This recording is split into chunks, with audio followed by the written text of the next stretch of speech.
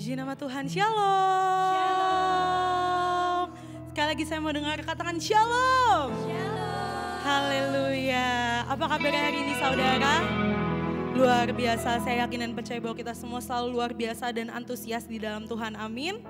Amin. Saudara, saya mau tanya, di sini kata-kata udah punya pasangan. Gimana sih rasanya ketika kita tuh muji pasangan kita kayak kamu cantik banget, kamu ganteng banget, aku sayang banget sama kamu. Kayak tuh seneng banget gitu ngelihat respon dari pasangan kita tuh kayaknya bahagia banget, euforianya tuh dapat di kita. Sama juga ketika kita menyembah dan memuji Tuhan. Tuhan itu sangat senang ketika kita memuji dan menyembah Dia. Maka dari itu saudara, sore hari ini saya ingin mengajak kita semua sama-sama kita mau senangkan hati Tuhan, kita mau bermazmur bagi Tuhan, kita mau sorga digoncangkan akan setiap pujian penyembahan kita, amin. Amin, berikan tepuk tangan yang mulia bagi Tuhan kita saudara. Haleluya. Mari kita siapkan hati kita saudara, kita masuk ke dalam pujian dan penyembahan kita sore ini.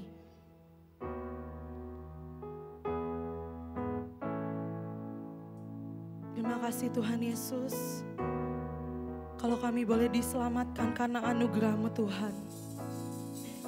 Ini hati dan pikiran kami Tuhan.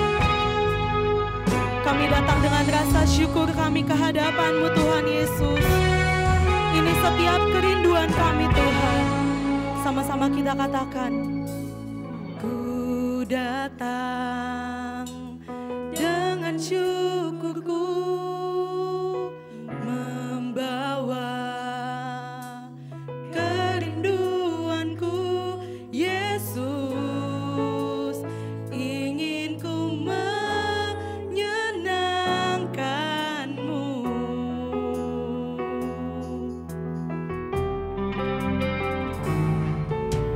Karya-Mu indah bagiku, kasih yang menyelamatkanku, Yesus, inilah persembahanku.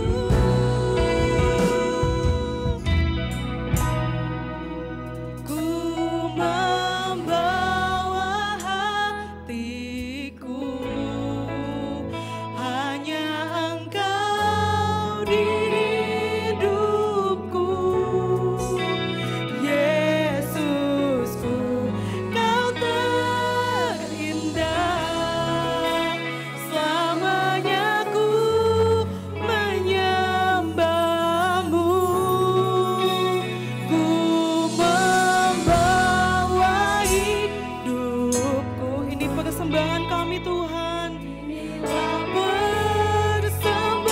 Persembahan kami berikan kepada Yesus kami, Yesusku yang terindah, selamanya ku menyembah-Mu, Yesus. Sebab Engkau yang terindah Tuhan, lebih dari segalanya Engkau yang terindah Tuhan Yesus. Sama-sama katakan, ku datang dengan syukurku, membawa, ini kerinduan setiap kami Tuhan Yesus. Sebab kami ingin menyenangkan hati-Mu Tuhan. Ingin ku menyenangkan-Mu, karya-Mu indah bagi kami Tuhan Yesus. Karya-Mu indah bagiku, kasih yang menyelamatkanku, Yesus, inilah persembahanku. Angkat tangan, membawa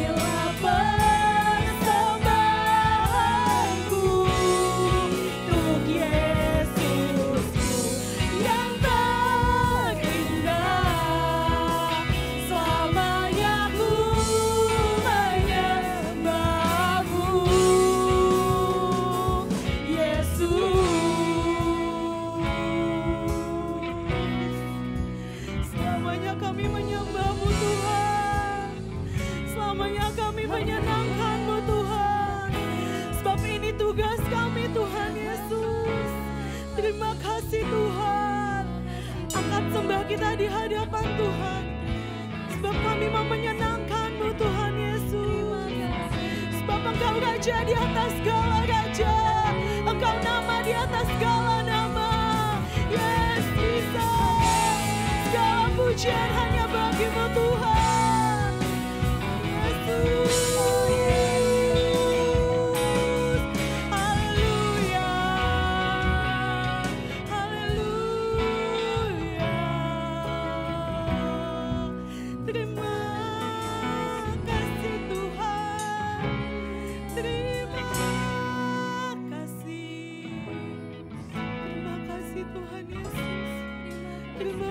Tuhan Yesus, terima kasih Tuhan, terima kasih Tuhan Yesus, sebab kasih-Mu menyelamatkan kami Tuhan, kasih-Mu mengubah hidup kami Tuhan Yesus, terima kasih Tuhan, terima kasih Tuhan, yes terus sembah Tuhan.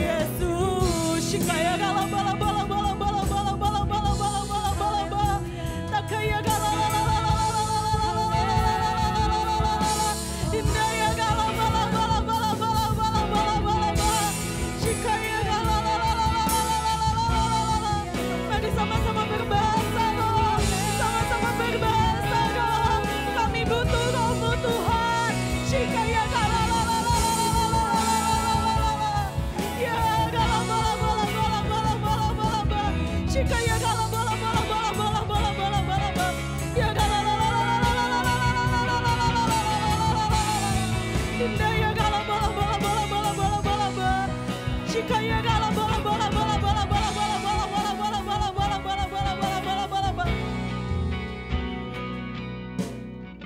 Segala pujian syukur bagimu.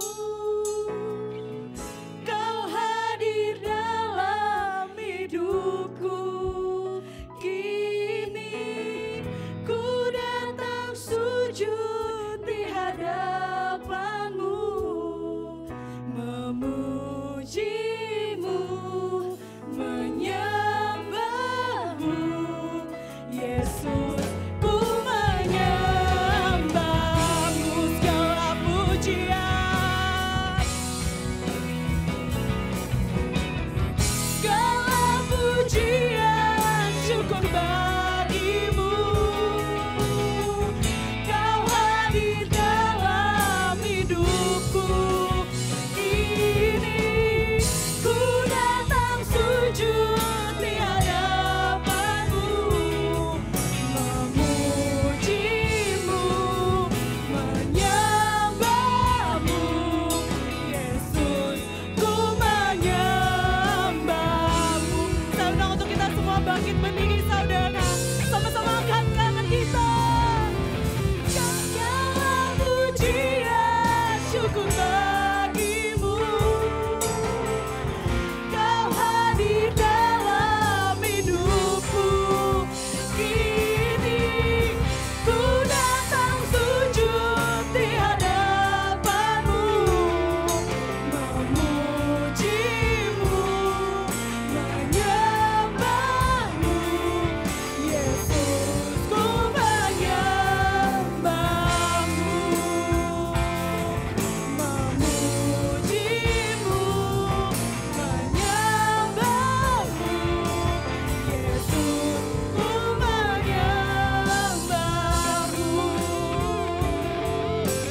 memujimu, menyembahmu, Yesus. Ku menyembahmu.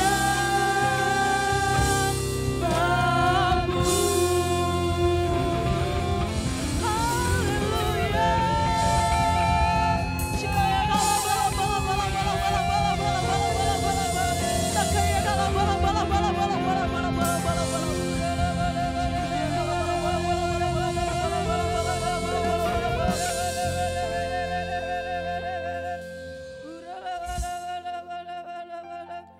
Kami mengucap syukur kepadamu Tuhan pada sore hari yang indah ini. Kami datang kepadamu memuji, menyembah, meninggikan namamu.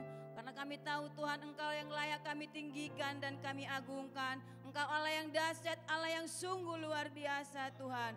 Terima kasih Bapa. Kami juga selalu berdoa buat bangsa dan negara kami. Bangsa yang kami cintai dan kami kasihi. Tuhan berkat-Mu turun buat bangsa kami. Damailah Indonesia. Indonesia diberkati Tuhan. Dari Sabang sampai Merauke Tuhan memberkati. Terlebih lewat pemimpin kami Bapak Presiden dan Wakil. Dari jajaran tinggi sampai terendah RT RW pun Tuhan memberkati. Biarlah hikmat bijaksana Tuhan turunkan buat pemimpin kami. Biar pemimpin-pemimpin yang takut akan Engkau ya Bapa. Kecerdasan Kau turunkan buat pemimpin kami ya Bapa. Terima kasih Bapa. Apapun keadaan bangsa kami tidak takut karena kami punya Tuhan yang menciptakan langit dan segala isinya. Kami juga berdoa Bapak rohani kami Pendeta Niko Nyoto Raharjo beserta wakil, beserta dengan Bapak Gembala kami Rayon Pak Wewiko, beserta Gembala kami di tempat ini Bapak Rudi Siregar. Tuhan kami serahkan ke dalam tangan kasih-Mu hamba-hamba-Mu. Pengurapan Tuhan turun buat hamba-Mu. Engkau yang mengurapi dari ujung rambut sampai kaki. Keluar masuknya Engkau memberkati hamba-hamba-Mu. Biarlah Tuhan yang memperlengkapi. Jauhkan dari segala apapun yang tidak benar dari hamba-Mu ya Bapa. Tutup bungkus dengan kuasa darah-Mu. Kesehatan panjang umur ada buat hamba-hamba-Mu Tuhan. Kami juga berdoa buat tempat ini ya Bapak di Ruko Kenari. Biarlah berkat Allah Tuhan turun. Ada damai sejahtera Tuhan turun di tempat ini. Ada hadirat Tuhan. Terima kasih Bapak, kami juga selalu berdoa buat gereja kami GBI BKP Aston. Kami serahkan ke dalam tangan kasih-Mu. Berkat turunkan, berkat jiwa-jiwa, berkirimkan jiwa-jiwa buat gereja-Mu ya Bapak. Terima kasih Tuhan Yesus, Engkau Allah yang dahsyat dan sungguh luar biasa Bapa. Kami juga mengangkat tangan kami kepadamu buat hamba-Mu Oberia Marpaung. Tuhan, kami mengangkat tangan kami kepadamu. Berkat Allah Tuhan turun buat hamba-Mu, buat Bapak Pendeta Oberia Marpaung. Besar istri yang hadir pada sore hari ini untuk memberkati di gereja Kenari Tuhan. Biarlah berkat Tuhan mengalir buat hamba-Mu. Kekuatan yang dari Tuhan mengalir buat hamba-Mu ya Bapa. Biarlah benar dia seizin-Mu Tuhan hadir pada hari ini. Untuk memberkati kami Bapa. Urapi mulut bibir hamba-Mu. Apapun yang disampaikan pada sore hari ini. Itu boleh kami tangkap dan kami terima di dalam kehidupan kami Tuhan. Berkati pelayanannya, usaha pekerjaan. Seluruh keluarga besarnya diberkati Tuhan dalam nama Yesus Kristus. Segala kuasa setan iblis kami tolak, kami hancurkan, kami patahkan dalam nama Yesus. Kaki yang kuat, lutut yang kuat Bapa, Kau berikan buat hamba-Mu. Mujizat-mujizat lebih terjadi lewat pelayanannya Tuhan Yesus. Terima kasih Bapa, ketika dia memberitakan Injil pada sore hari ini, biarlah jemaat semuanya diberkati Tuhan. Semuanya dilewat oleh Tuhan. Tidak satu pun yang terlewati. Yang sakit disembuhkan, yang lemah dikuatkan, yang tertutup sudah dibukakan dalam nama Yesus Kristus. Inilah kami Tuhan, berikan terus iman yang kuat di dalam hidup kami. Ketika benih itu tertanam di tanah yang subur, tumbuh menjadi tanaman yang bagus ya Bapa. Boleh dinikmati banyak orang ya Tuhan Yesus. Terima kasih Bapa, kami juga selalu berdoa buat di bulan Mei yang berulang tahun. Biarlah Tuhan yang memberikan kesehatan panjang umur buat yang berulang tahun di bulan Mei ini ya Tuhan Yesus. Terima kasih Bapa, segala puji syukur hormat kami panjatkan di dalam nama Yesus Kristus Tuhan kami. Haleluya, amin. Amin. Berikan tepuk tangan yang luar biasa bagi Tuhan sekali lagi saudara. Katakan kiri kananmu, Tuhan Yesus sangat baik bagi kamu dan saya. Amin.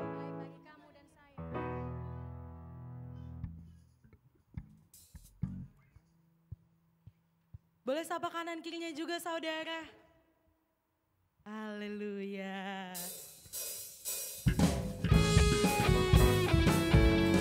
Kami mau bermazmur bagimu Tuhan Yesus.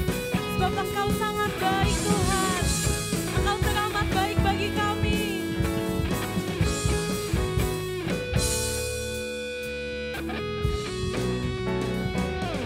Kecaplah dan lihatlah betapa baiknya Tuhan itu. Rasakan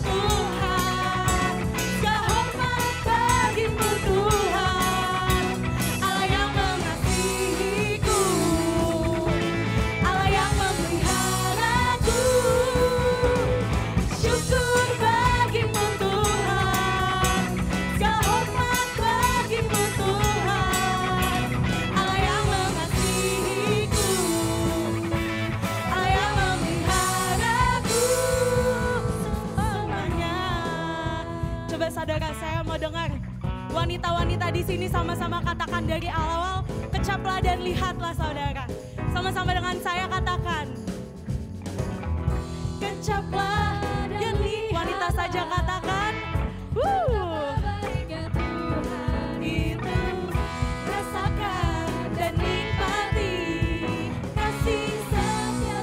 Sekarang yang laki-laki katakan. Kecaplah. Amin.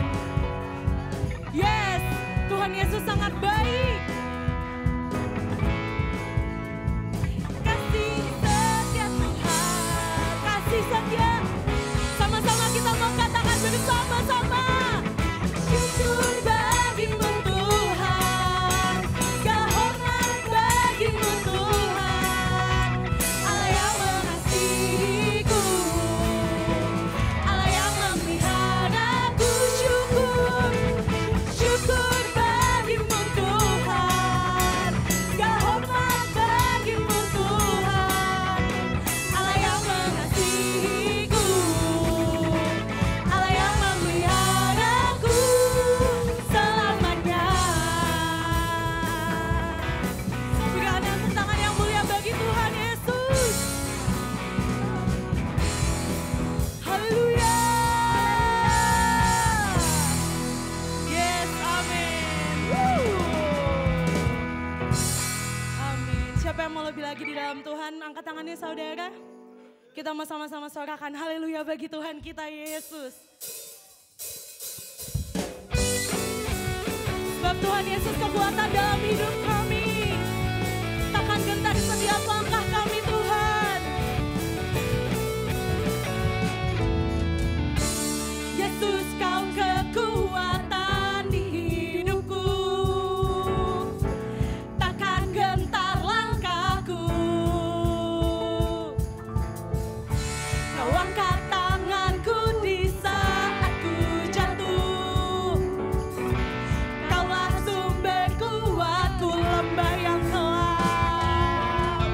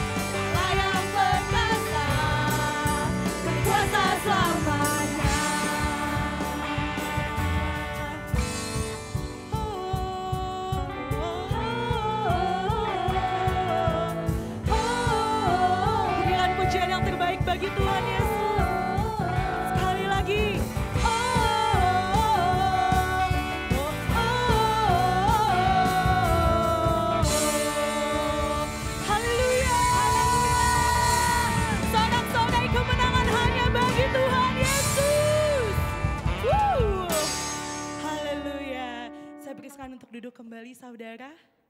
Sebentar kita akan mendengarkan Voice of Pentecost pada minggu ini.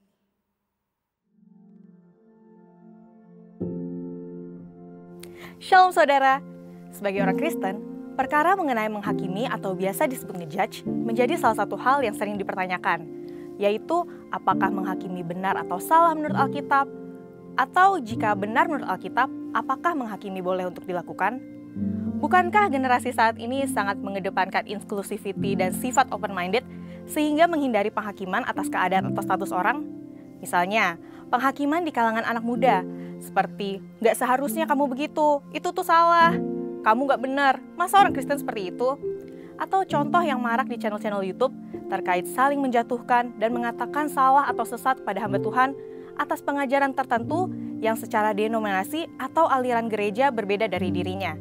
Dengan kata lain, menyatakan bahwa ajaran mereka yang paling benar dan yang lain salah atau tidak alkitabiah. Pada Voice of Pentecost hari ini, kita akan menjawab pertanyaan besar, bolehkah orang Kristen menghakimi? Pertanyaan di atas muncul sebagai respon dari pengajaran Tuhan Yesus yang dicatat dalam Matius 7 ayat 1-2 tentang larangan menghakimi orang lain dengan ukuran manusia. Apa yang dimaksud Tuhan Yesus dengan menghakimi dalam ayat ini?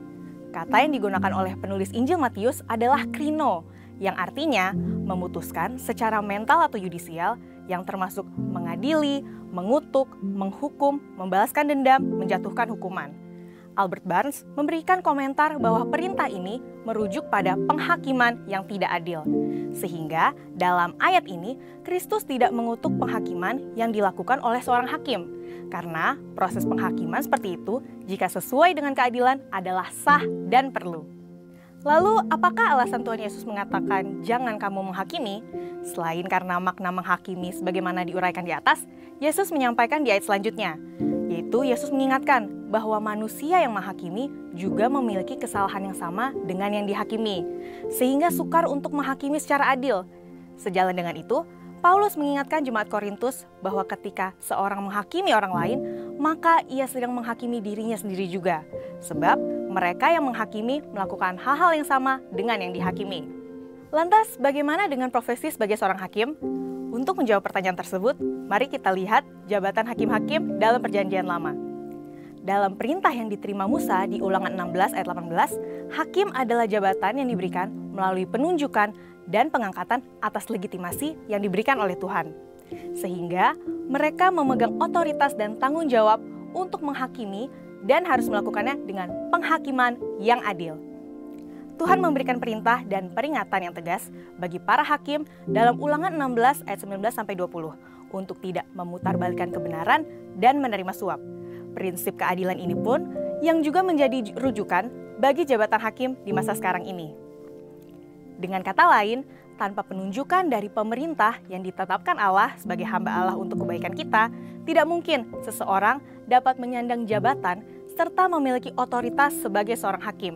Maka, hakim harus terlebih bertanggung jawab kepada Tuhan yang memberikan kesempatan dan kepercayaan tersebut. Selanjutnya, bagaimana dengan kasus yang terjadi dalam gereja? Bukankah kita memiliki hukum Tuhan yang standarnya lebih tinggi daripada hukum dunia?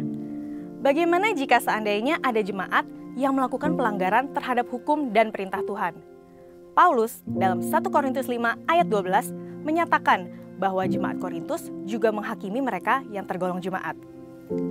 Apakah itu artinya kita boleh menghakimi sesama jemaat? Kita perlu mengerti bahwa penghakiman yang dimaksudkan oleh Paulus adalah bentuk pendisiplinan gereja. Paulus menekankan bahwa dosa harus dibenci dan orang yang hidup dalam dosa harus didisiplin. Disiplin yang dijatuhkan semata-mata untuk menjaga kekudusan warga jemaat secara pribadi dan seluruh jemaat. Pada waktu itu, jemaat Korintus berada dalam kondisi memprihatinkan, yaitu ada di antara jemaat yang melakukan perbuatan memalukan, yang bahkan tidak dilakukan oleh orang kafir sekalipun, serta sombong rohani. Jemaat Korintus merasa bangga karena menganggap sikap mereka yang menerima orang-orang yang melakukan percabulan dalam komunitas jemaat adalah suatu kemajuan. Saat ini pun terdapat kecenderungan gereja yang enggan mendisiplin jemaat karena takut kehilangan jemaat atau takut disalahpahami dan dimusuhi. Akibatnya, perbuatan dosa dianggap wajar atau dikompromikan. Orang percaya memang tidak boleh menghakimi satu sama lain.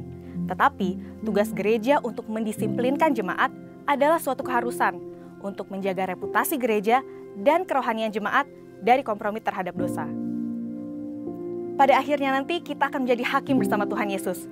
Karena itu, kita tidak boleh saling menyerang dan saling menghakimi orang lain, apalagi dilakukan secara frontal dan terbuka. Misalnya menghakimi di media sosial, seperti hamba Tuhan yang satu menyerang hamba Tuhan yang lain dengan label sesat, melalui penilaian dari sudut pandang doktrin yang berbeda dari yang dikritik, dan menyatakan yang lain salah dan hanya pengajarannya saja yang paling benar. Mari kita bertobat dan tinggalkan hal-hal seperti itu, yang hanya menyebabkan perpecahan dan kebingungan di kalangan jemaat. Karena kebenaran akan dinyatakan pada hari penghakiman Tuhan tiba. Amin. Untuk penjelasan selengkapnya dari tim teologi kami, silahkan buka link yang ada di atas atau scan QR Code yang tersedia. Maranatha, Tuhan Yesus memberkati. Amin. Mari kita persiapkan hati dan pikiran kita saudara, kita mau masuk ke dalam kebenaran firman Tuhan. Terima kasih Tuhan Yesus.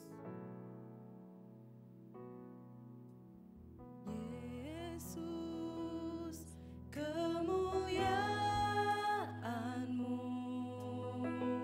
pulihkan hatiku. Yesus, kemuliaan-Mu berkati hidupku.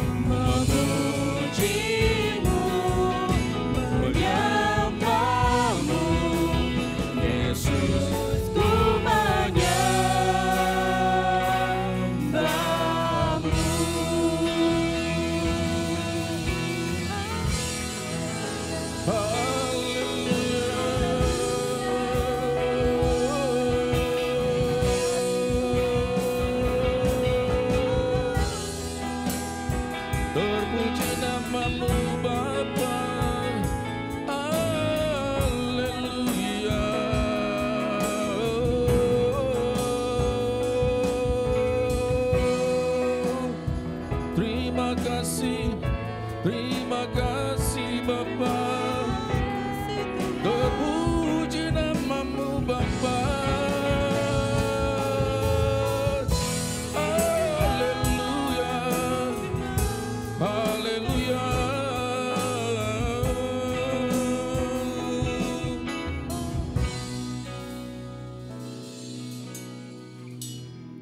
Terima kasih, kami bersyukur kepadamu Bapa. Karena anugerah penyertaan-Mu atas ibadah kami ini Bapa, Engkau sudah hadir di tempat ini untuk melawat kami Bapa. Bapa, kiranya Engkau berbicara kepada kami. Berbicaralah ya Bapa di tempat ini agar setiap kami boleh diberkati di tempat ini Bapa. Kami menyerahkan pemberitaan firman ini di mana hamba yang bukan apa-apa Tuhan. Dan hamba bukan lebih baik daripada orang yang mendengarkan. Tetapi karena firman-Mu yang mengubah hidup kami Bapa. Berbicaralah ya Tuhan, kami mau mendengar akan sabda-Mu. Dalam nama Tuhan Yesus Kristus kami bersyukur. Haleluya. Mari percaya katakan amin. Shalom. Shalom. Puji nama Tuhan. Terima kasih buat kesempatan yang diberikan kepada Bapak Pendeta, kepada saya, kepada Ibu untuk pemberitaan firman di tempat ini. Bapak Ibu yang terkasih dalam nama Tuhan Yesus,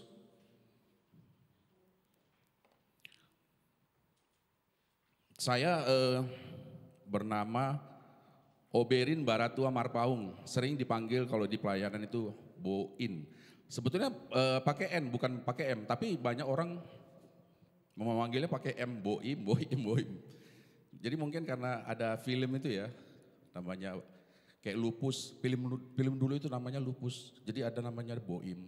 Nah mungkin dari situ orang kali biasa memanggil Boim, padahal sebetulnya Boin. Ya,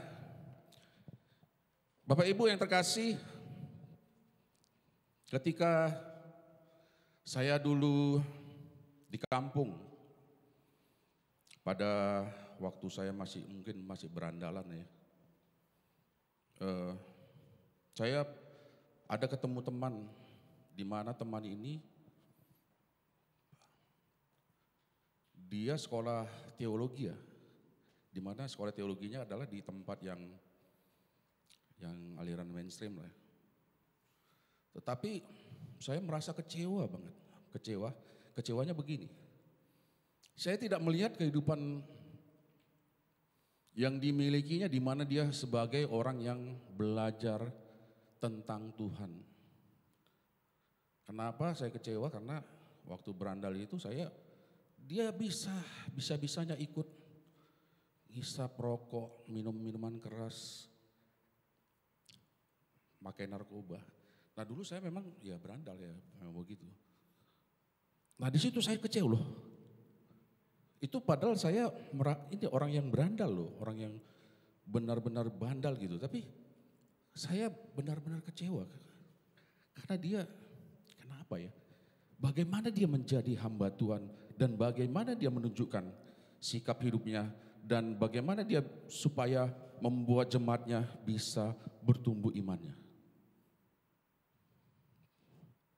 Dia ada belajar akademis. Kemudian saya di gereja kita itu ya aliran mainstream juga. Saya melihat dan bergelar akademis juga. Saya melihat hamba Tuhan ini yang di gereja kita dulu tidak menunjukkan dia sebagai hamba Tuhan, Bapak Ibu. Kenapa? Karena kita yang sebagai jemaatnya tidak bertumbuh, benar-benar tidak bertumbuh. Kita dibuat tidak bertumbuh karena bagaimana dia tidak ada meneladanin sebagai orang hamba Tuhan gitu. Ya merokok, minum tua, segala macam. Nah begitu juga ketika saya mula-mula dalam melayani Tuhan pelayanan, saya melihat juga. Dan saya pernah membantu hamba Tuhan, di mana hamba Tuhan ini adalah orang yang benar-benar dipakai Tuhan ya. Dalam kesungguhan, dalam mengusir setan. Tapi saya kecewa juga. Karena dia bisa melakukan KDRT kepada istrinya. Begitu juga ada hamba-hamba Tuhan yang mungkin saya bantu-bantu pelayanan. Nah, maksud saya ini bukan gembala senior saya, bukan Pak Erastus Saludon, ini bukan. Saya hanya pernah membantu gembala yang punya dipakai Tuhan mengusir setan, dipakai Tuhan dalam kesembuhan. Tetapi dia tidak menunjukkan dan di rumah dia bisa melakukan KDRT dan ada yang jatuh. Nah dari dua ini Bapak Ibu, di mana orang yang bergelar akademis dan hamba Tuhan yang ini memang tidak bergelar akademis. Dia hanya sebagai hamba Tuhan yang punya karunia gitu. Nah di situ saya kecewa sekali. Nah kemudian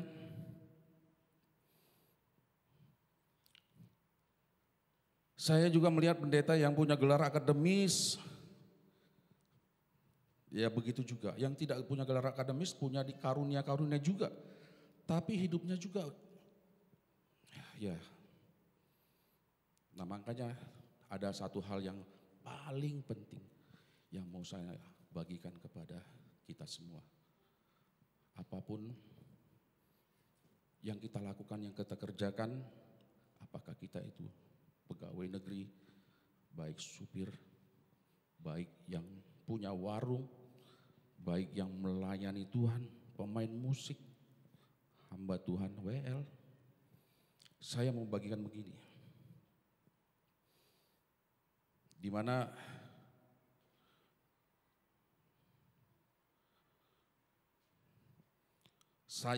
yang paling penting itu adalah dalam kita melakukan segala sesuatu adalah baik dalam pekerjaan, semua yang kita lakukan, yaitu bagaimana kita menjaga hati. Nah saya mau kasih dulu bahwa hati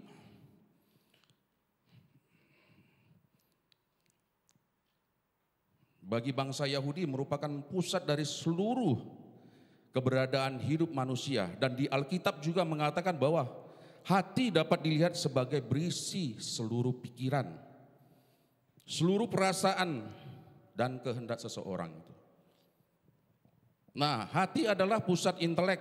Saya kasih ayatnya di Mazmur 19 ayat 14, dan kemudian hati adalah pusat perasaan. Dalam Keluaran 4 ayat 14, dalam Ulangan ayat 6 ayat 5, Yosua 5 ayat 1 dan banyak. Dan kemudian hati adalah pusat kehendak manusia. Dalam Keluaran 4 ayat 21, Yosua 24 ayat 23, dan mungkin banyak ayat-ayat. Nah Bapak Ibu, dengan memiliki sikap hati yang baik, maka perilaku hidup seseorang pasti baik. Benar gak? Benar gak? Amin. Seseorang yang mempunyai sikap hidup yang baik, pasti dia mempunyai hati yang baik, pasti mempunyai sikap hidup yang baik. Jadi intinya adalah dalam Alkitab mengenai hati adalah bagian dari spiritual dari diri kita, di mana emosi dan keinginannya berada di dalamnya, Bapak Ibu. Menjaga hati adalah sangat penting, di mana dalam Amsal 4 ayat 23, coba kita baca Amsal 4 ayat 23, apakah bisa ditunjukkan?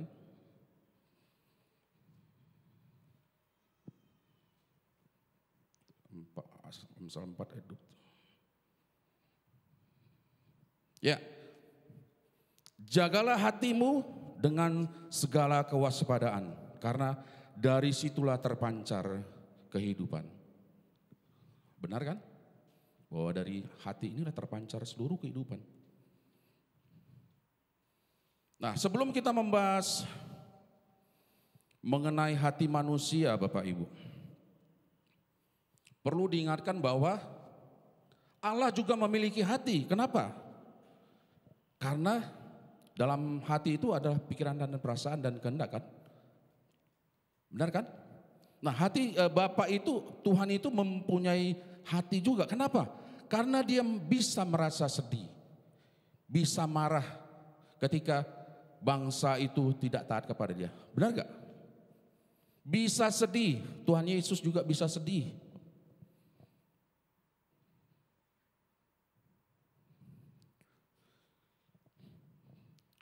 Allah juga menciptakan manusia menurut gambar dan rupa.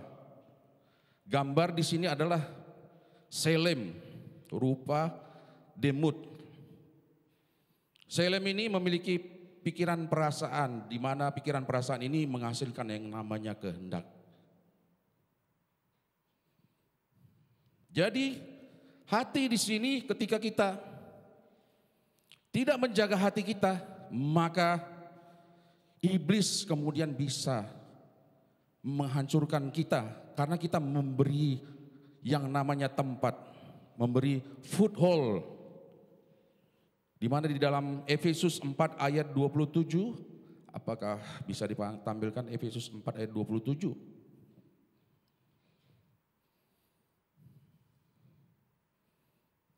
Efesus 4 ayat 27. Dan janganlah beri kesempatan kepada iblis. Foothold artinya tempat itu foothold. Jadi dikasih tempat pijakan saja iblis sudah bisa menghancurkan kita. Nanti saya akan kasih tahu bahwa orang yang memberikan tempat kepada iblis padahal tetapi dia mempunyai hati yang sebenarnya benar-benar hati yang lemah lembut. Tetapi dia memberikan tempat kepada iblis, maka dia hancur, sempat hancur. Nah,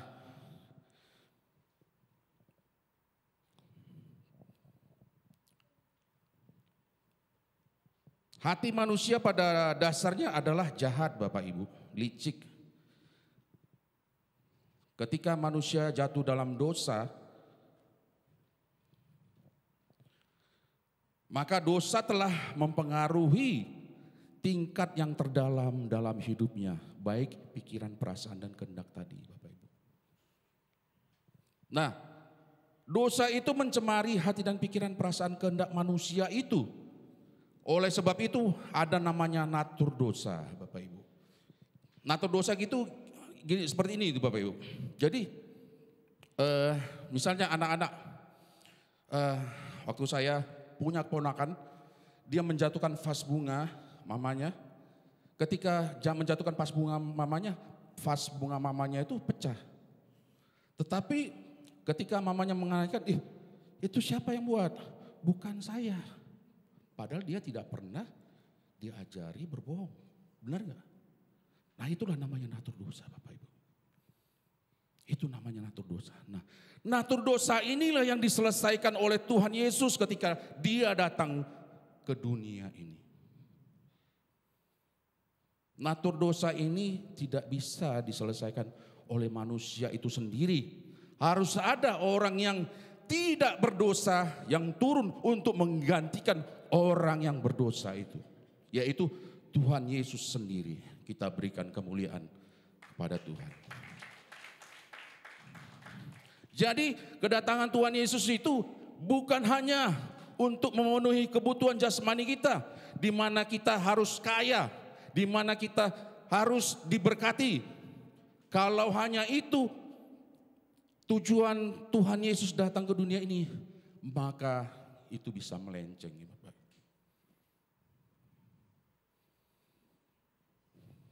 Saya kembali kepada hati tadi, Pak. Orang mungkin tidak bisa mengerti hati kita, tetapi Allah mengerti dan Dia mengetahui rahasia hati kita. Dalam Mazmur 44 ayat 21 dan juga di 1 Korintus 14 ayat 25. Tuhan Yesus juga tahu apa yang ada di dalam hati manusia dalam Yohanes 2 ayat 24 sampai 25. Allah juga menyelidiki hati, yang menguji batin, yang memberikan balasan kepada orang. Setiap orang yang setimpal dengan tingkah langkahnya. Dalam Yeremia 17 ayat 10.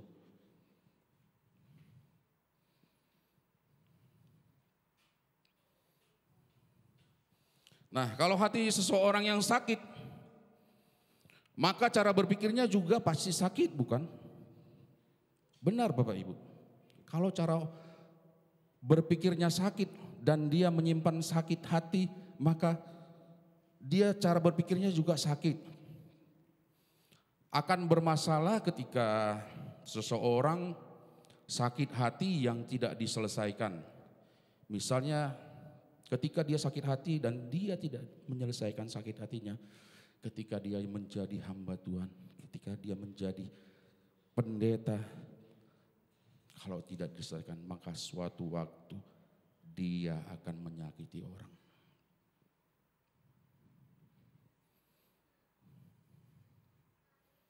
Amin.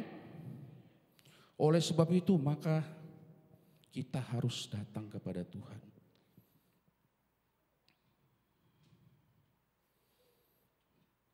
Kita bisa menyembunyikan luka hati kita ketika kita sudah merasa menjadi pelayan Tuhan atau hamba Tuhan.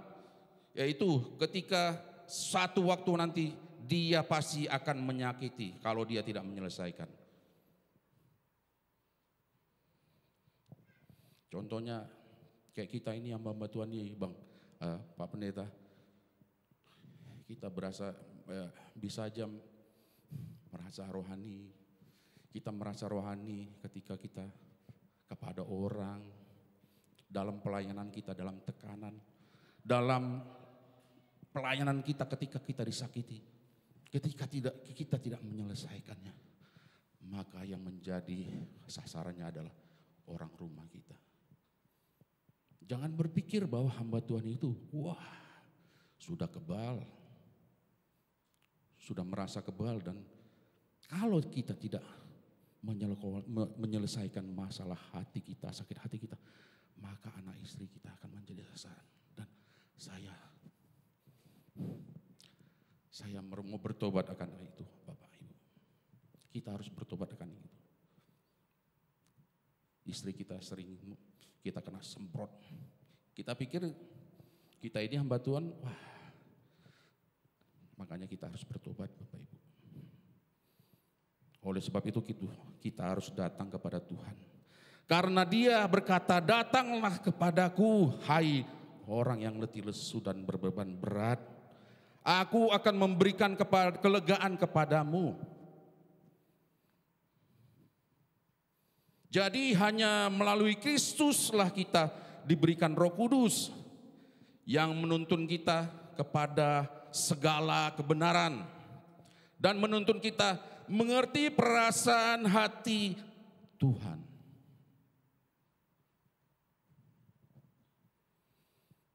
Begitu juga harus ada perjumpaan pribadi kita kepada Tuhan, dan kita harus menyelesaikan setiap apapun di hadapan Tuhan, dan kita harus memberikan hidup kita, waktu kita untuk Tuhan. Harus ada setiap hari, Bapak Ibu.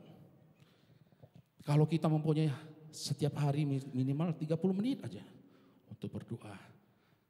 Dan bukan hanya itu saja Bapak Ibu, bukan hanya berdoa. Berdoa itu kan kita yang berbicara kepada Tuhan, bukan? Kita yang berbicara Tuhan. Harus ada namanya meditasi. Arti meditasi ini di sini bukan disamakan seperti agama-agama lain. Kalau di agama lain meditasi itu mengosongkan diri ya kan? Benar gak? Mengosongkan diri, mengosongkan pikiran, mengosongkan yang ada di dalam hidupnya atau hatinya, pikirannya. Nah, kita bukan begitu Bapak Ibu. Kita meditasi kita mengosongkan diri, pikiran kita. Tetapi kita harus diisi oleh pikiran Allah dan perasaan Allah. Sehingga melalui hati kita Allah, pikiran Allah itu datang kepada kita dan ada di dalam hidup kita. Katakan amin. Semoga dengan firman ini kita dari sini bisa diubah cara berpikirnya. Kalau kita mempunyai yang negatif di dalam hati kita, misalnya kan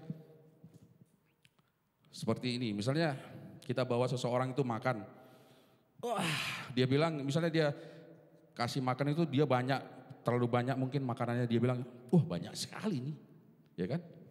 Terus kita bilang, lu belum merasakan, lu pasti habis. Nah itu hati kita yang negatif itu.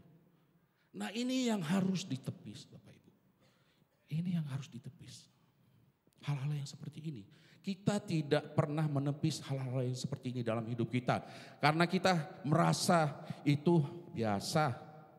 Tetapi itulah yang sebenarnya mempunyai hati yang negatif di dalam hidup kita. Nah, negatif itu yang harus kita keluarkan dalam hidup kita. Sehingga kita mempunyai hati yang tulus ketika melayani Tuhan. Ketika kita apapun yang kita lakukan, baik kita menjadi pemusik, WL, maka hati Allah itu mengalir kepada jemaat. Dan disitulah jemaat orang yang kita layani merasakan bahwa Allah itu melawat mereka. Dan mereka bisa diubahkan. Katakan amin. Kita berikan kemuliaan kepada Tuhan Yesus. Jadi begitu Bapak Ibu. Kita juga harus belajar Injil. Di rumah kita harus belajar. Kita harus belajar. Mungkin di sini Bapak Pendeta mungkin ada renungan kali mungkin setiap kepada umat ya. Untuk dia di rumah membaca Injil. Harus Pak. Supaya umat itu bisa membaca Injil, bisa membaca Alkitab setiap hari. Karena Injil itulah yang menyelamatkan. Injil itulah kekuatan Allah yang menyelamatkan kita Bapak Ibu. Injil bukan melihat seberapa besar kesalahan orang yang dilakukan kepada kita. Tetapi Injil itu bagaimana cinta kita kepada orang yang berbuat salah kepada kita. Disitulah kekuatan Injil Bapak Ibu. Bukan kita melihat kesalahan orang yang mereka lakukan kepada kita. Tetapi bagaimana kita mengasihi mereka ketika mereka itu menjahati kita. Disitulah gunanya Injil.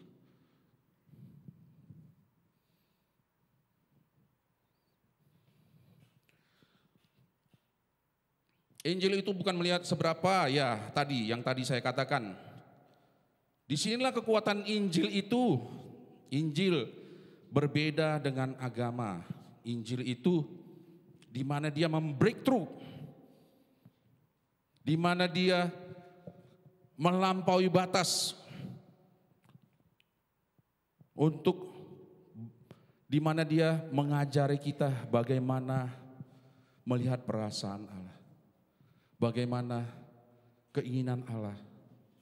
Jadi kita melayani itu Bapak Ibu bukan karena kita hamba Tuhan, bukan karena kita orang Kristen. Tapi kita melayani Tuhan itu yaitu melayani perasaannya, melayani hatinya Bapak Ibu. Makanya kita penting sekali yang namanya menjaga hati kita. Nah, Bapak Ibu yang terkasih dalam Tuhan Yesus, pasti kita juga mendambakan pelayanan yang menjadi berkualitas. Pelayanan seperti apa yang berkualitas itu, Bapak Ibu? Nah, tentulah di sini yaitu pelayanan yang berkualitas, tentunya pelayanan yang dikehendaki oleh Tuhan. Di mana apa yang kita lakukan dan kita kerjakan berasal dari hati Tuhan, from His God, from His heart. Apa yang kita lakukan, kita kerjakan berasal dari hatinya Tuhan. Makanya itulah kita setiap hari harus punya namanya meditasi atau berdoa kepada Tuhan. Setiap hari minimal 30 menit. Kalau enggak, pelayananmu, engkau kerja sebagai EWL, engkau tidak akan memberkati orang. Pelayanan kita tidak berdampak kuat kepada orang lain, Bapak Ibu.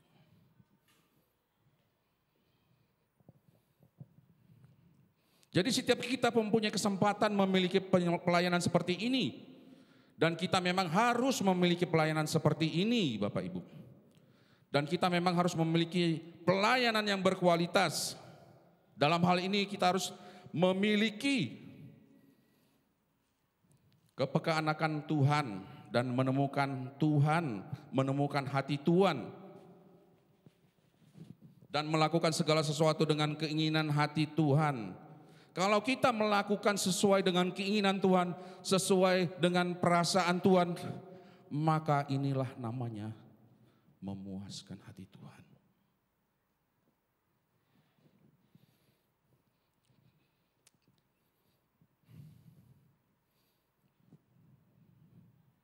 Amin, Bapak Ibu. Inilah namanya memuaskan hati Tuhan. Jangan kita berpikir pelayanan yang besar itu adalah pendeta yang besar, yang mempunyai gereja yang besar, mempunyai jemaat yang besar. No, jangan kita berpikir seperti itu, Bapak Ibu. Tetapi apapun yang kita lakukan, kita kerjakan, baik kita sebagai penerima tamu, baik sebagai aser, baik sebagai apapun di gereja. Semua itu ketika kita melakukan dan kita tujukan mata kita kepada Tuhan, maka itu pelayanan yang luar biasa. Katakan amin. Jadi apapun yang kita kerjakan, kita lakukan, baik kita menjadi supir, baik sebagai apa, polisi, keamanan, apapun yang kita lakukan, kita kerjakan, semuanya itu ketika kita tujukan kepada Tuhan. Itulah pelayanan yang luar biasa. Jangan kita berpikir, Bapak Ibu, pelayanan besar itu hanya dilakukan oleh pendeta besar. Ketika kita menjaga warung, apa yang kita lakukan, kita kerjakan di situ, orang bisa merasakan kebaikan kita, orang bisa merasakan kasihnya kita, orang bisa dari kita, maka orang bisa melihat kebaikan Allah dalam hidupnya, hidup kita. Ketika mereka percaya bahwa, oh ini orang Kristen, ini orang Kristen. Ketika dia mengenal Tuhan dan dia percaya kepada Tuhan, disitulah pelayanan kita yang luar biasa, Bapak Ibu. Kita berikan tepuk tangan kepada Tuhan Yesus. Jadi ketika kita bisa menyentuh hatinya orang-orang di sekitar kita dan menjadi berkat bagi mereka, mereka merasakan sentuhan kebaikan kita. Betapa itu sungguh luar biasa. Dan inilah sungguh karya yang hebat. Ketika orang bisa percaya Tuhan Yesus melalui hidup kita. Amin. Amin. Dan hal ini tanpa diduga-duga orang banyak tidak melihat ini, Bapak Ibu. Orang berpikir, dia bekerja, jaga warung. Nah, orang tidak melihat ini, tetapi Tuhan kita di sorga melihat ini, Bapak Ibu.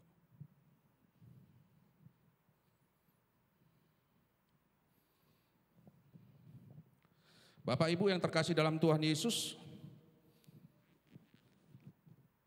kita sering melakukan dalam pelayanan kita, dalam apapun yang kita kerjakan, Baik apapun yang kita lakukan di gereja, kita sering melakukannya melalui perasaan kita sendiri. Kita merasa puas di situ. Padahal itu tidak berdampak bagi orang. Itu miris Bapak Ibu. Kita melakukan pelayanan. Pekerjaan Tuhan ini loh. Tapi kita tidak bisa berdampak. Sungguh miris itu Bapak Ibu. Kita sering melakukan hal ini Bapak Ibu. Ini yang sering kita lakukan, yang kita tidak sadar. Kita sering melakukan ini, kita melakukan pelayanan kita melalui perasaan kita. Oleh sebab itu kita harus berubah. Amin. Kita harus berubah, katakan amin. Kita harus berubah Bapak Ibu. Nah, mungkin melalui firman ini kita mau berubah, amin. Kita mau berubah, amin. Mari kita lihat contoh Bapak Ibu. Contoh orang yang mengerti hati Allah Bapak Ibu. Kita bisa lihat di sini Marta dan Maria. Dua orang yang mempunyai, dia memiliki dan mengetahui hati Allah. Marta melayani bukan dengan caranya Tuhan, tetapi dengan caranya sendiri. Pada dasarnya dia hendak melayani Tuhan, tapi supaya dia memuaskan hatinya. Jadi sebetulnya tipis sekali perbedaan antara melayani dari hati sendiri atau melayani dari hati Allah. Demikianlah diantaranya melayani orang yang persepsi dari taste-nya sendiri, di mana melayaninya melayani yang seharusnya memuaskan hati yang kita layani, yaitu Tuhan yang kita layani. Hal ini sering juga dalam pelayanan kita lakukan kepada Tuhan. Bukan maksudnya pelayanan profesional itu tidak perlu. Pelayanan profesional itu perlu Bapak Ibu. Tentu kita harus mempersiapkan segala sesuatunya untuk pelayanan. Tetapi esensi dari sebenarnya adalah bagaimana kita bisa sesuai dengan hatinya Tuhan, termasuk di dalamnya sikap hati kita Bapak Ibu. Marta berharap melibatkan Maria sebenarnya bukan untuk Tuhan, tetapi untuk dirinya sendiri. Ini sebetulnya dia di dalam pelayanan Bapak Ibu. Sama seperti kita ini di dalam pelayanan, tetapi sering kita tidak menjadi apa-apa. Miris enggak? Miris. Jangan kita berpikir bahwa hidup kita ini ya oke. Sudah kulakukan. Tahu enggak?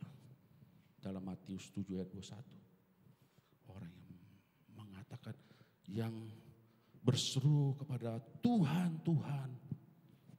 Apa Tuhan katakan? Aku tidak mengenal kamu. Kita buka Matius 7 ayat 21.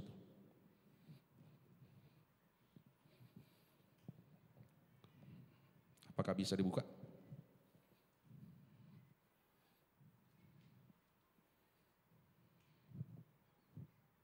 Matius 7 dari ayat berapa ya? Dari ayat coba dari 21.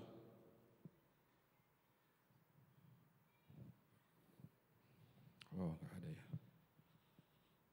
Ada yang bisa membacakan? Oh iya, oke. Nah, jadi orang yang mengatakan Tuhan, Tuhan, Tuhan bilang, aku tidak mengenal kamu. Hai yang membuat kejahatan. Aku tidak mengenal kamu. Ini yang mengerikan Bapak Ibu. Kita pikir kita santai-santai saja. Ada konsekuensinya. Kita pikir pelayanan kita tidak punya konsekuensi. Punya. Nah, satu lagi orang yang bisa mengerti Tuhan.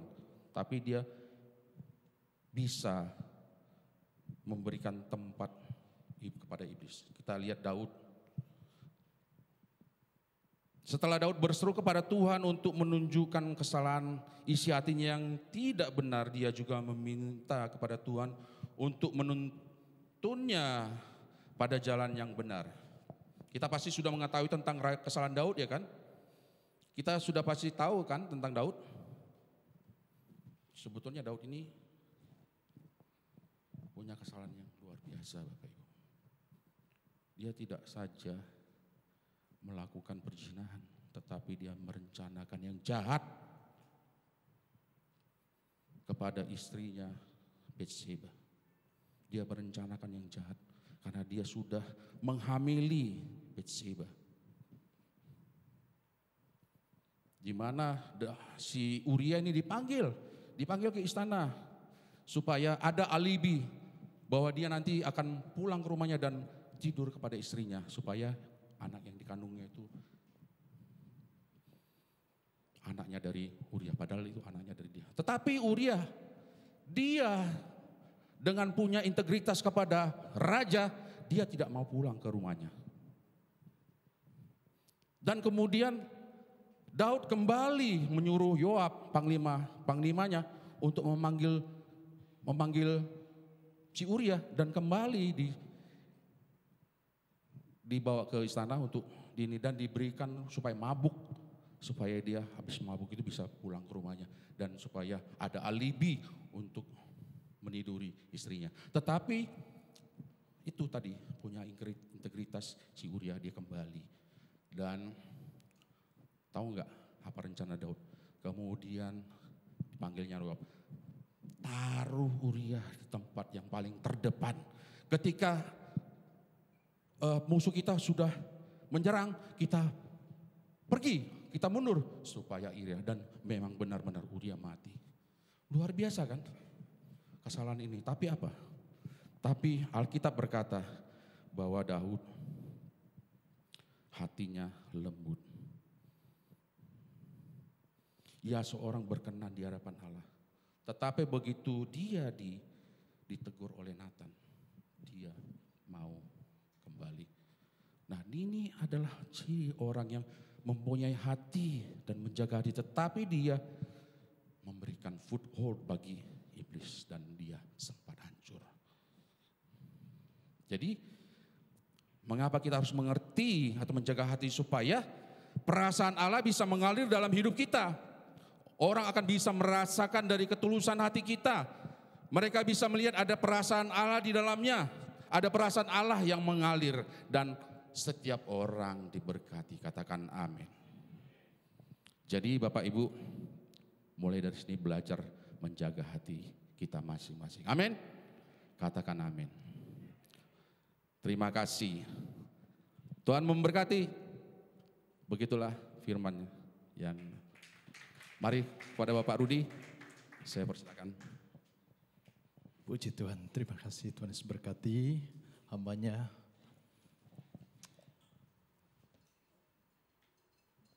Bisa jemput saudara bangkit berdiri sama-sama.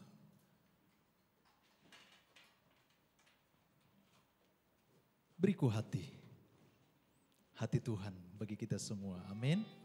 Puji Tuhan. Oh Yesus, terima kasih Tuhan pesan-Mu sore hari ini bagi kami. Supaya kami punya hati seperti hati Tuhan. Supaya kami punya pikiran seperti pikiran Kristus. Agar supaya setiap apapun yang kami lakukan adalah hal yang berkenan kepada Tuhan. Beriku hati untuk mengenalmu. Beriku hati, beriku hati. Ya Tuhan, kami tahu sore hari ini Tuhan, hati adalah pusat kehendak bebas kami. Kami minta hati-Mu, Roh Kudus,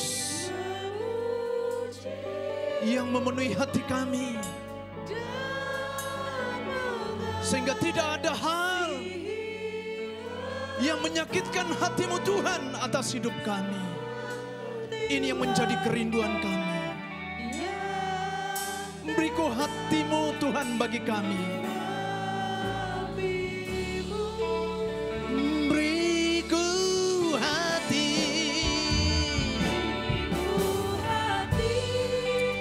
Ubahkan hati kami Tuhan Yesus. Mari saudaraku, angkat kedua tanganmu. Mari angkat kedua tanganmu kepada Tuhan. Minta hati Tuhan bagi kita semua.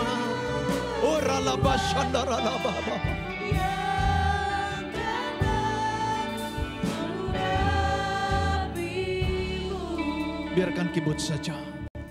Saudaraku kasih dalam Tuhan. Hati adalah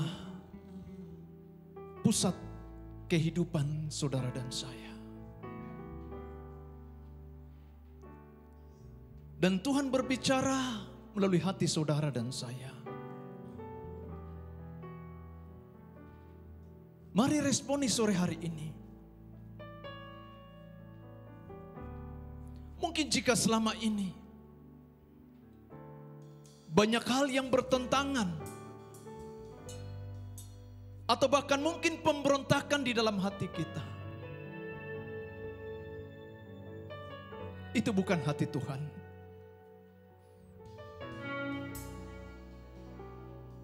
Tapi jika saudara dan saya punya hati yang lemah lembut, maka ketika kita ditegur, kita sadari. Atau mungkin ketika kita alami sesuatu yang tidak yang sepantasnya kita terima.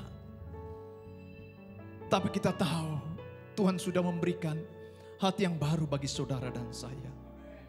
Sore hari ini, mari kita koreksi, kita lihat hati kedalaman hati kita. Minta Roh Kudus, minta Roh Kudus, minta Roh Kudus. Angkat kedua tanganmu. Oralah basyana. Beriku hati, beriku hati untuk menyembah. Beriku hati, beriku hati, beriku hati untuk menyaksimu. Beriku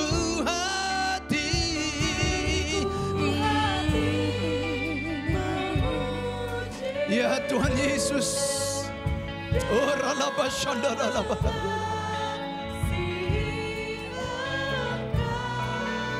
Seperti wanita yang datang mengurapi.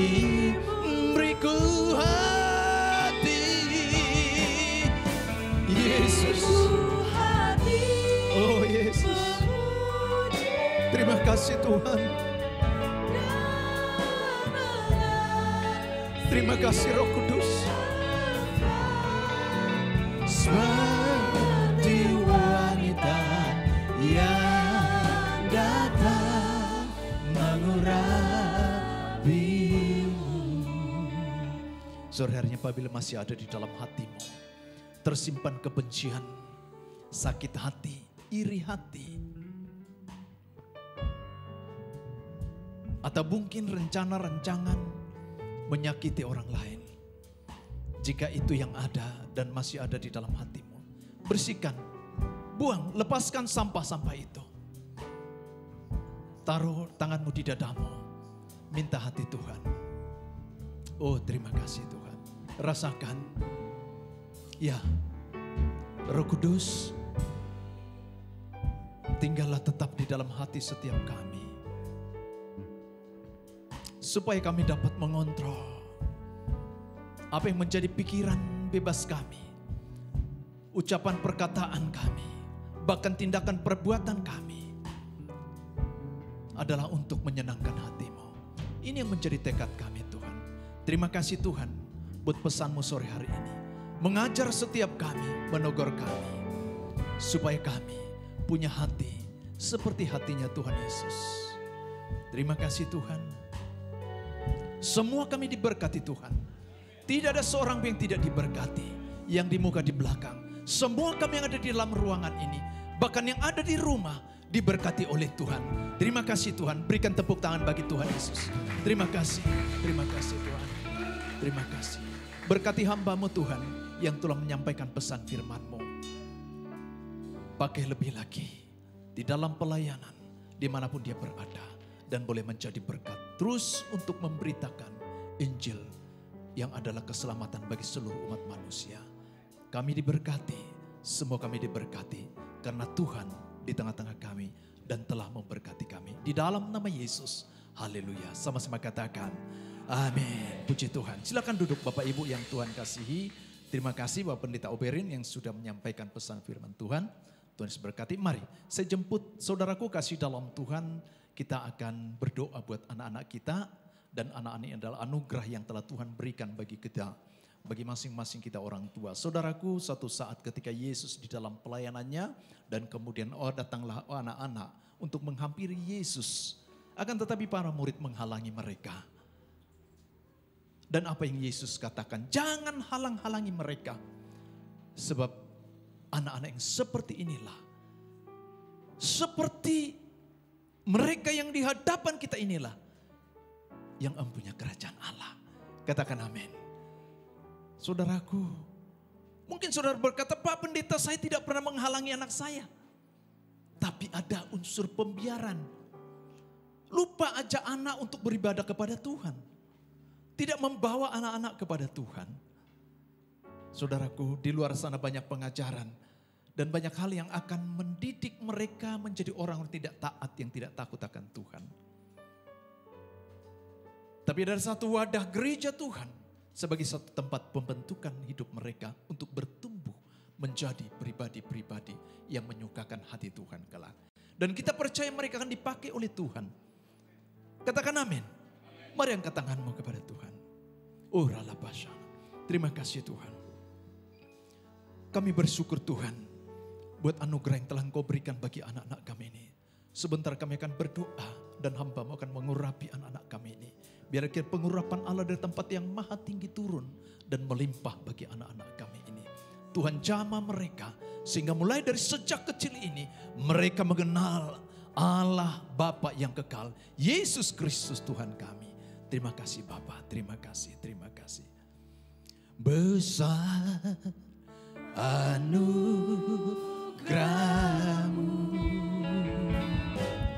berlimpah kasih-Mu, ya Tuhan. Oh Yesus, oh Yesus, terima kasih Tuhan.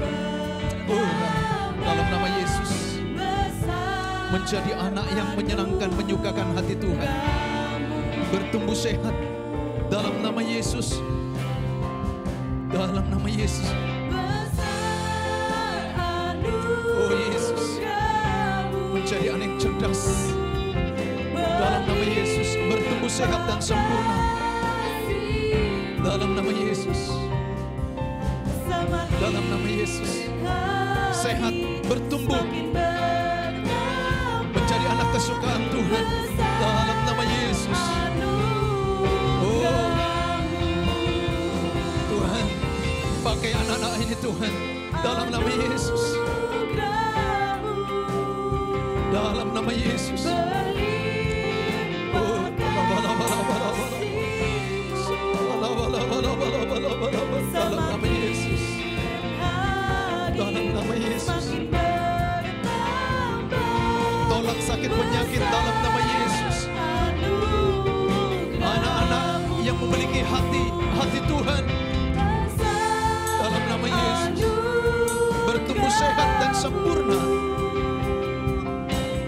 Ya, dalam nama Yesus. Dalam nama Yesus. Ya, Tuhan Yesus. Terus ajarkan anak-anak ini untuk semakin mengenal Yesus Kristus sebagai Tuhan, sebagai Bapa yang kekal, Bapa yang abadi. Dalam nama Yesus. Besar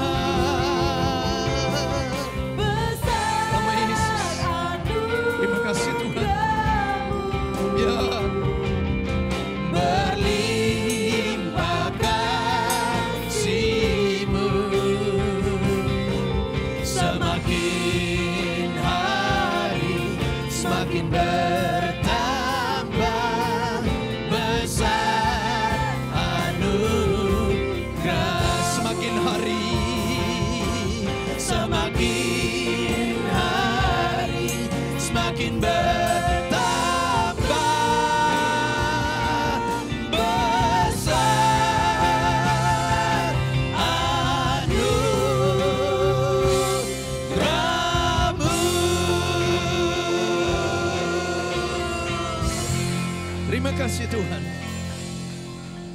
Haleluya. Mari silakan yang bacakan pengumuman sejemput saudara. Mari.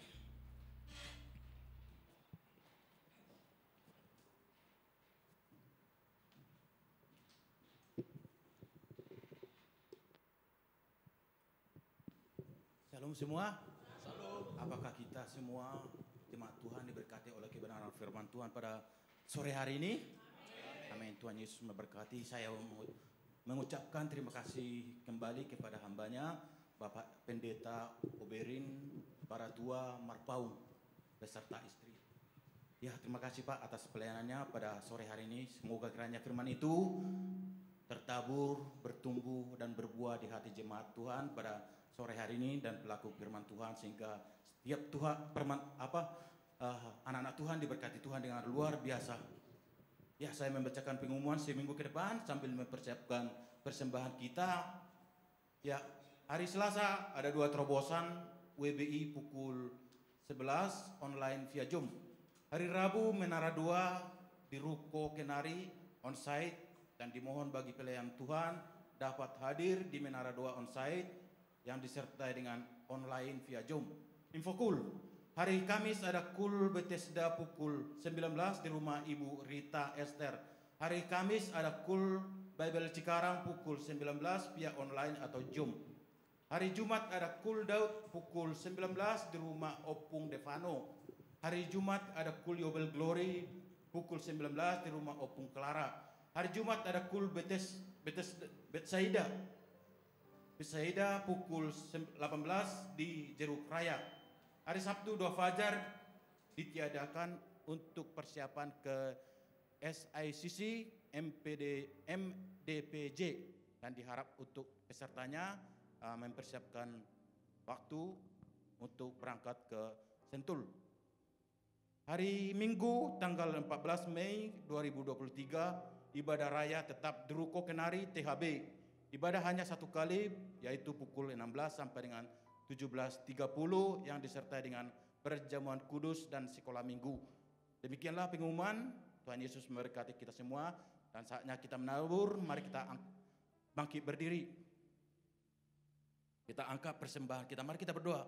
Bapa Surgawi, di dalam nama Tuhan Yesus Kristus kembali kami Tuhan mengucap syukur di sore hari ini Tuhan di dalam segala kebaikan kemurahan Tuhan.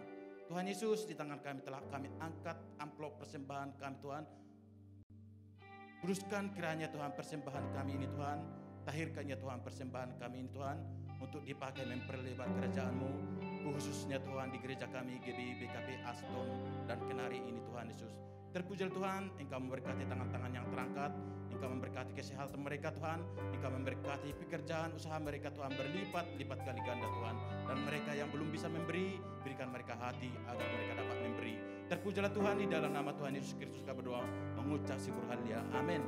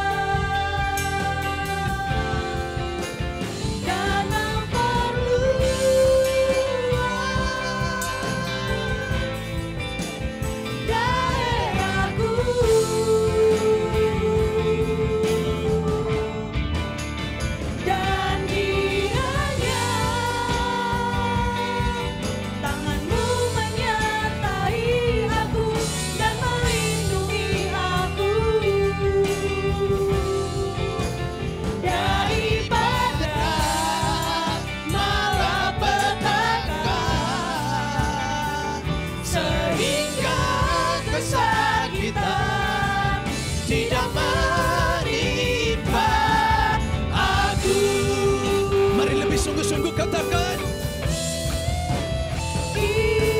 ya Tuhan Yesus, diberkatilah hidupmu, rumah tanggamu, suami istri dan anak-anakmu, dan memperluas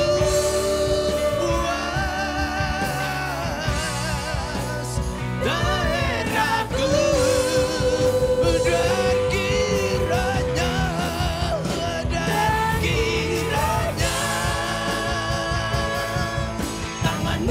Yeah.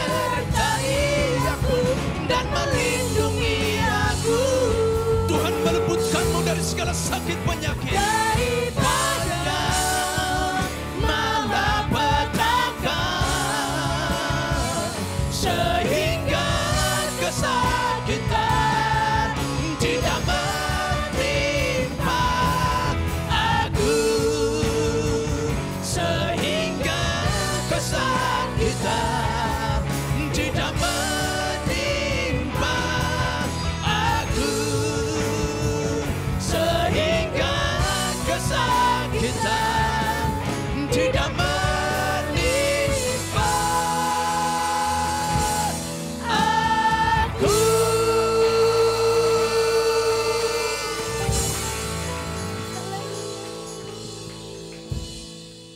Pulang terimalah berkat kasih dan anugerah yang berlimpah-limpah dari Allah Bapa di dalam surga, di dalam putranya yang tunggal Tuhan kita Yesus Kristus, bersekutu yang manis dengan Roh Kudus menyertai saudara mulai dari sore hari sampai Maranatha. Yesus Kristus datang kali kedua menjemput kita nanawan dan meminta bersama dengan Dia hidup kekal selama-lamanya. Yang selalu percaya, mari sama-sama katakan amin.